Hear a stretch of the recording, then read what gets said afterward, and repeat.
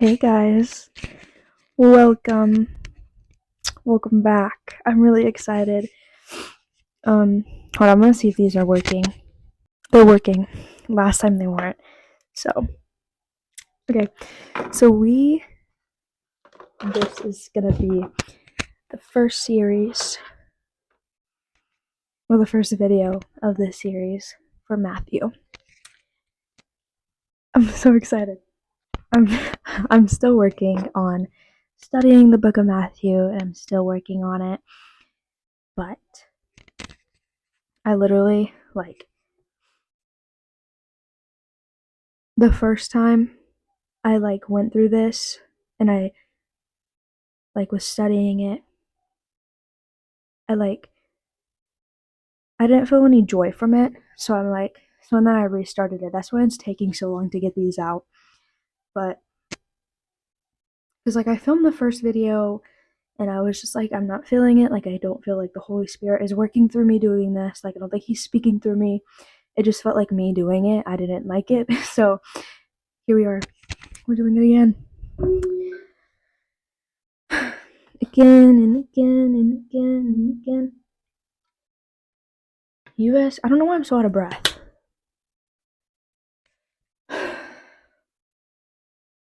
I don't know. Okay. So, I'm so excited. This is the biggest thing. Not really. I mean, well, yeah, it's a huge thing. I really love this step into everything. Let me get my notes. Today we're going to be doing Matthew 1 and 2. I'm so excited. Okay. I'm reading from NLT. If you don't have that, it's perfectly fine. Try to read along the best you can, or go to YouVersion and pull up NLT. By the way, I'm not reading this whole family tree, but there is a bit of a genealogy on this from Luke as well. Bryce Crawford explains it in his Luke series on Luke 3, I'm pretty sure. Hold on, let me. Okay. In the beginning of Matthew 1 is a family tree of Jesus, which is more of a.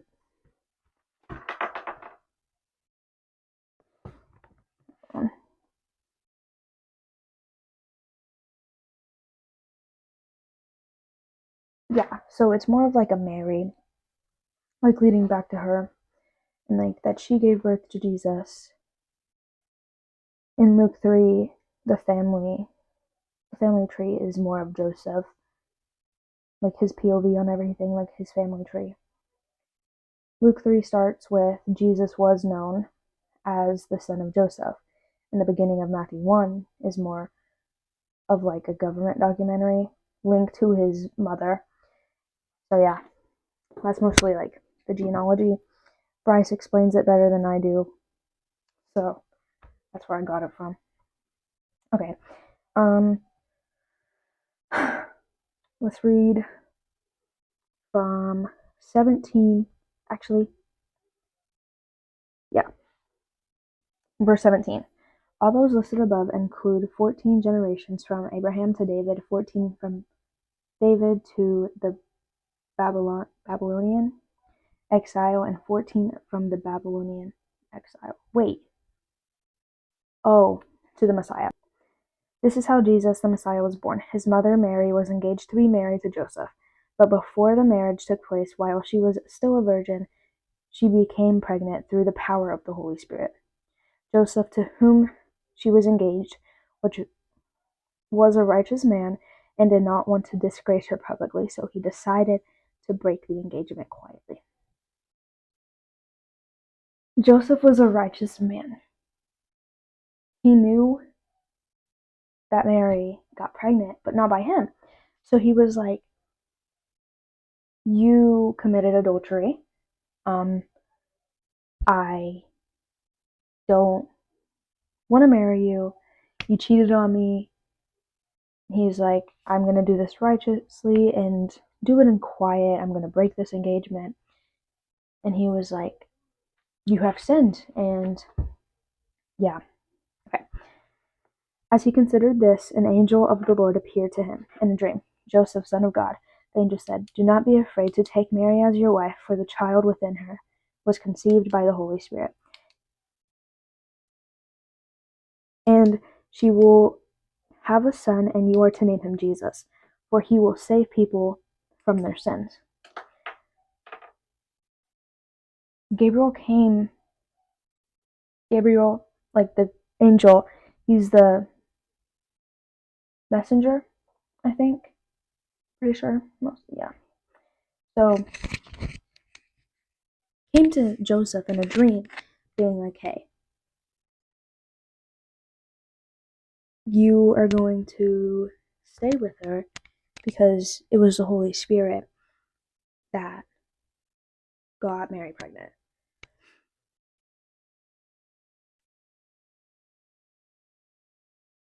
Jesus had a huge calling on his life, and he fulfilled it.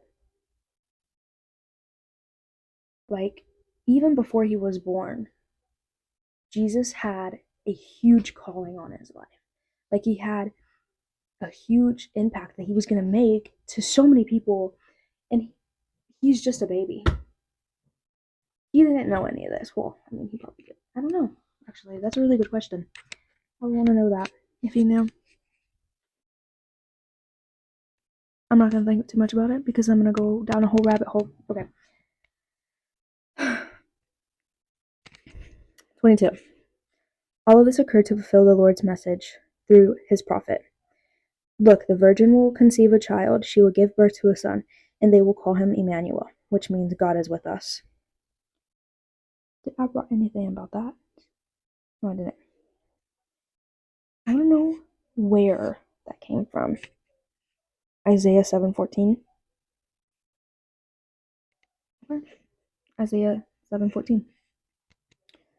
When Joseph woke up, he did as the angel of the Lord commanded and took Mary as his wife. But he did not have sexual relations with her until her son was born, and Joseph named him Jesus. Starting with chapter 2. I'm probably going to say a lot of words wrong. If I do, I apologize. Okay. Jesus was born in Bethlehem in Judea during the reign of King Herod. About that time, wise men from eastern lands arrived in Jerusalem, asking, where is the newborn King of Jews? We saw his star as it rose, and we have come to worship him. Jesus was worshipped before he could even talk. Yep. King Herod was deeply disturbed when he heard this, as was everyone in Jerusalem. He called a meeting of the leading priests and teachers of religious law and asked, where is the Messiah supposed to be born? Herod was intimidated by Jesus because he was going to save Israel. And Herod didn't want that because he wanted to be in control of Jerusalem. He was like disturbed that this baby, this infant that was just born, he was so intimidated by it because word was that he was going to be the king of Jerusalem. And Herod did not like that. Crazy, right?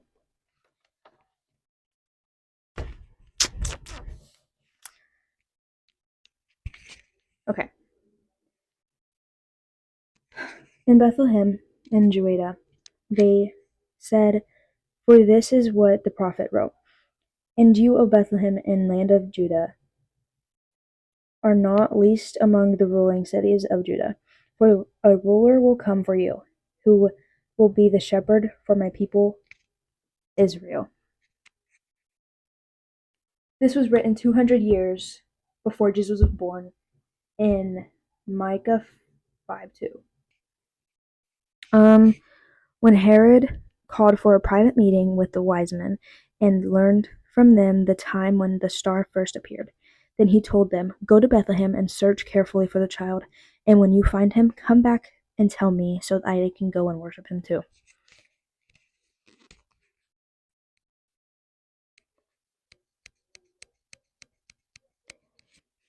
King Herod wanted him dead.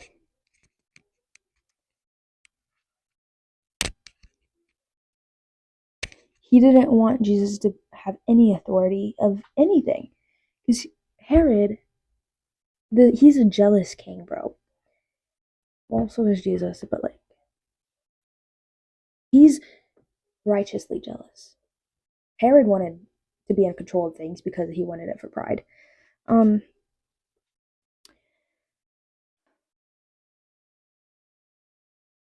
yeah, he wanted him dead because he didn't want Jesus to like have any authority over anything because he wanted to be. Okay. After this interview, the wise men went their way, and the star they had seen in the east guided them to Bethlehem. It went ahead of them and stopped over the place where the child was. When they saw the star, they were filled with joy. Knowing that Jesus was born left an impact on people. Like, imagine just like, oh my gosh, yeah, these wise men were shepherds to sheep that were like very important sheep. Like, these were the sacrifices. These were like the sheeps that people went to go get to make sacrifices to God.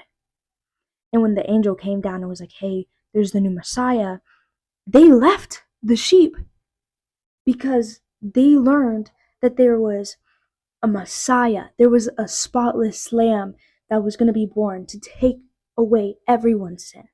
And they were so faithful that they left their job. This job that was so important to so many people. I think it's crazy. I mean, valid, I would too. I don't know, actually. I don't know if I would have if I was in Jesus' days. Anyways. Okay. Verse 11. They entered the house and saw the child with his mother Mary, and they bowed down and worshipped him. Then they opened their treasure chest and gave him gifts of gold and franchises. I don't know how to say that. I don't know how to say that either. And myrrh. When it was time to leave, they returned to their own country by another route, for God had warned them in a dream not to return to Herod. Going back to verse 8, Herod wanted Jesus dead. That's crazy. Imagine knowing that this baby, like, this is literally Satan being like, go kill all the people, all these kids in Bethlehem. He's going to take your authority. And he listened. Like, imagine a kid, a baby that doesn't even know that was just born, having an impact on them. And then later on, when he grew up, he had even more of an impact on people. Crazy. And still to this day, he has impact on people. It's crazy. 13. After the three wise men were gone, an angel of the Lord appeared to Joseph in a dream. "Get up, flee to Egypt with the child and his mother." The angel said, "Stay there until I tell you to return, because Herod is going to search for the child to kill him." That night Joseph left for Egypt with the child and Mary, his mother, and they stayed there until Herod's death. This fulfilled what the Lord had spoken through the prophet. I called my son out of Egypt." Herod was furious, and when he realized that the wise men had outwitted him, he sent soldiers to kill all the boys in and around Bethlehem who were 2 years old and under. Based on the wise men's report of the star's first appearance, Herod's brutal action fulfilled what God had spoken through the prophet Jeremiah. A cry was heard in Ramah, weeping In great mourning, Rachel weeps for her children, refusing to be comforted, for they are dead. You can find that in Jeremiah 31:15. This prophecy was originally about the Israelites being taken into exile, mothers weeping as their children were led away to Babylon. 19. When Herod died, an angel of the Lord appeared in a dream to Joseph. Oh, and in Matthew 2, verse 18, when we were just talking about, he shows how the same sorrow was happening again when Herod killed the baby boys, the children. It's showing the same, like, Rachel, like, weeping and refusing to be comforted because the children were dead. It shows the same sorrow in Matthew 2:18. Okay, back to verse 19. When Herod died, an angel of the Lord appeared in a dream to Joseph in Egypt. Get up, the angel said. Take the child and his mother back to the land of Israel, because those who were trying to kill the child are dead. So Joseph got up and returned to the land of Israel with Jesus and his mother. But when he learned that a new ruler of Judah was Herod's son, yeah, I'm not going to try to say that. He was afraid to go. He was afraid to go there. Then, after being warned in a dream, he left for the region of Galilee. I don't know why I said Galilee. We're going to close it out with Matthew 2:23. With verse 23. Okay. So the family went and lived in a town called Nazareth. This fulfilled what the prophets had said. He will be called Nazarene. Yeah. It's just like proof that, like, something. Okay, so Nazarenes were hated because Nazareth was a small, poor, and rural town, and those Nazarenes, they were hated so much. And, like, people, when they say, I don't remember where it's at. It's somewhere in Matthew. I don't think I've gotten there yet. Like, actually, I think I have. I don't know. Okay. It was like, he's the king from Nazareth. Like, have you heard of him? And then this guy, he was like, I guess something good does come from Nazareth. Because, like, everybody hated Nazarenes. And it's just like a huge reminder. Like, you can turn this into a huge reminder of being like, I'm in the middle of the storm right now, but what's something I can learn from this? Like, what's something God is trying to teach me right now? Where is he trying, like, instead of focusing on where is he trying to lead me, where is he trying to guide me, that I have to go through this, it's more like, what can I learn from this? How can I grow closer to him? Like, that is a good thing of itself. Growing closer to him and just leaning on him. He's putting you through these situations so you can lean on him and being like, well, that's something good that came out of the bag. I got closer to God. Like, my relationship is so much better with God now. Like, I wasn't where I was now with God. Storms, I'm going to talk about this later in Matthew. But going through a storm is an opportunity to grow your faith. I don't want to talk about it too much because I'm going to talk about it later.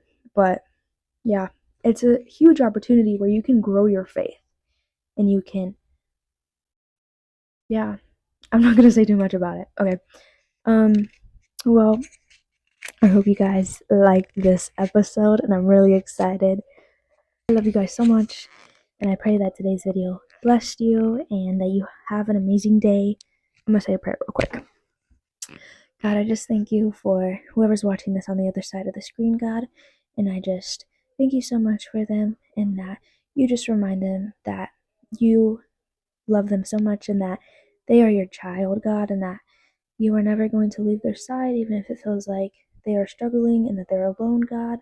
And I just pray that you will completely bless them and that you will use them to bless other people, God. And I just pray that they have an amazing day, amazing week. Amen. I hope you guys have a good day, good night, whatever time of the day it is. Good rest of your day. Yeah, I love you guys so much, and I'll see you guys in the next episode. Bye.